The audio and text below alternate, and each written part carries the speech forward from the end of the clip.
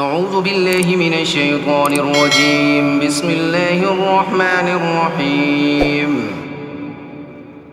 تبارك الذي بيده الملك وهو على كل شيء قدير. الذي خلق الموت والحياة ليبلوكم أيكم أحسن عملا وهو العزيز الغفور. الذي خلق 7 سماوات طباقا ما ترى في خلق الرحمن من تفاوت فارجع البصر هل ترى من فطور ثم ارجع البصر كرتين ينقلب إليك البصر خاسئا وهو حسير.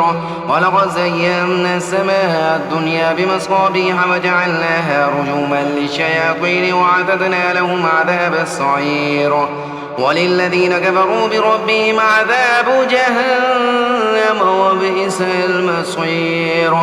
إذا ألقوا فيها سمعوا لها شهيقا وهي تفور تكاد تميز من الغيظ كلما ألقي فيها فوج سألهم خازنتها ألم يأتكم نذير قالوا بلى قد جاءنا نذير فكذبنا فقلنا ما نزل الله من شيء إن أنتم إلا في ضلال كبير.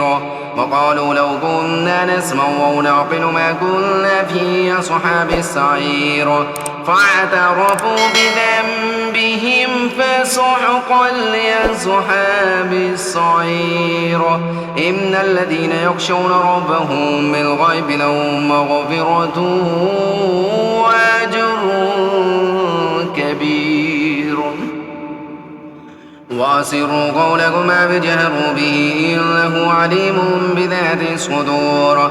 ألا يعلم من خلق وهو اللطيف الخبير.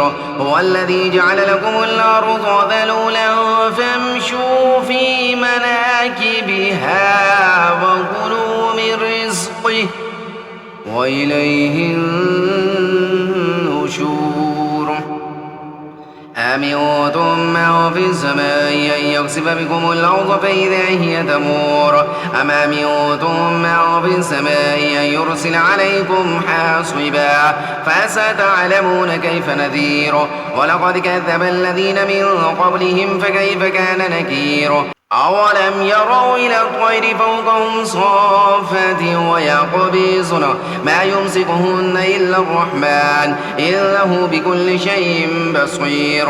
أمن هذا الذي هو جند لكم ينصركم من دون الرحمن إن الكافرون إلا في غرور.